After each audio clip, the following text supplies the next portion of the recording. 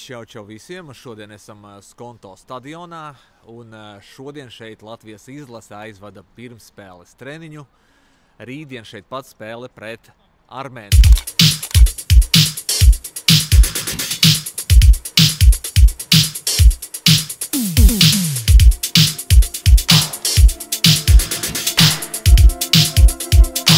Aktīvie skatītāji no šīta sektora rītdien uzreiz pēc himnas pametīs tribīnes un aizies iedzert aliņu, varbūt padomāt par to, kas varētu būt, ja būtu.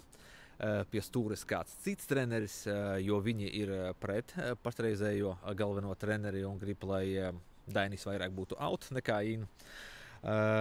Kā tev šķiet, ko tu domā par visu šo situāciju, vai tu arī atbalstīsi viņus vai nē? Izsaki savu viedokli komentāros. Es laikam palikšu paskatīties. Es ceru, ka būs interesanti spēle.